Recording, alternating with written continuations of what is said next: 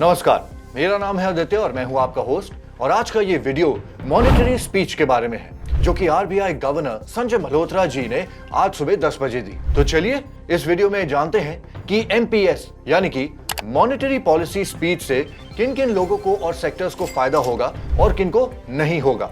अगर हम फार्मिंग की बात करें तो वहां कुछ अच्छी उम्मीदें हैं जहां पर आपको कम प्राइसेस में सब्सिडीज भी मिल सकते हैं। तो चलिए इस वीडियो में इस स्पीच का एक ओवरव्यू कवर करते हैं। 5 सालों में पहली बार आरबीआई ने रेपो रेट को 25 बेस पॉइंट से रिड्यूस कर दिया है, यानी कि 6.5% से 6.25% तक। इंडियन रुपी हाल ही के महीनों में प्रेशर में रहा है। हालांकि इंडियन इकोनॉमी स्ट्रांग तो है, लेकिन फिर भी कंसिस्टेंट आउटफ्लो ऑफ कैपिटल की वजह से इंडियन रुपी को भी फर्क पड़ा है और इसी की वजह से इंडियन करेंसी भी प्रेशर में रही है। एज पर रिपोर्ट्स, एमपीसी ने यूनानिमसली डिसाइड किया है कि पॉलिसी रेट को 25 बेस पॉइंट से कम किया जाए। एमपीसी ने यह भी डिसाइड किया है कि न्यूट्रल स्टैंस को कंटिन्यू रखेंगे और इन्फ्लेशन को टारगेट के साथ ड्यूरेबल अलाइनमेंट के लिए फोकस रखेंगे और साथ ही ग्रोथ को सपोर्ट भी करेंगे। और दूसरी तरफ इन्फ्लेशन डिक्लाइन भी हुआ है फूड आउटलुक के फेवर में सपोर्ट मिलने से। एक्सपेक्टेड है कि ये ग्रेजुअली मॉडरेट होगा और टारगेट के साथ अलाइन होगा।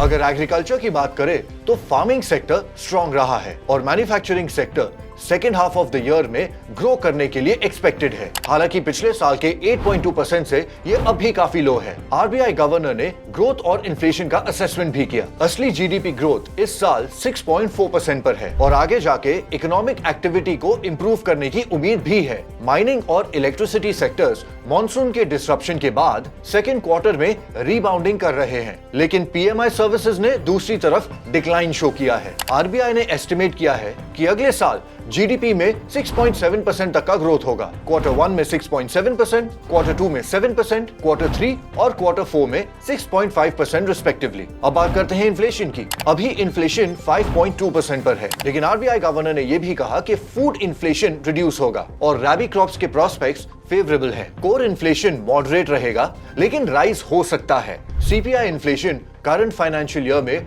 4.5% पर एक्सपेक्टेड है और क्वार्टर 4 में 4.4% के आसपास। अब बात करते हैं impact on the overall economy के बारे में। लो इंटरेस्ट रेट से इकोनॉमिक एक्टिविटी बूस्ट होती है क्योंकि स्पेंडिंग और इन्वेस्टमेंट दोनों बढ़ता है। Lower borrowing costs leads to ज्यादा business investments, which further leads to ज्यादा jobs and higher GDP growth. Real estate, automobiles और कंज्यूमर गुड्स की डिमांड बढ़ेगी। लोअर रेट्स स्पेंडिंग को इंक्रीज कर सकते हैं, जो लॉन्ग टर्म में इन्फ्लेशन का रीजन बन सकता है। आरबीआई क्लोजली मॉनिटर करेगा इन्फ्लेशन को और फ्यूचर कट्स पे डिसीजन लेंगे। तो ओवरऑल स्ट्रैटेजी क्या होनी चाहिए? बिजनेसेस, इन्वेस्टर्स और बोरोवर्स को अपने फाइनेंशियल स्ट्रैटेजीज को नए रेट एनवायरनमेंट के हिसाब से ट्रांसफॉर्म करना चाहिए।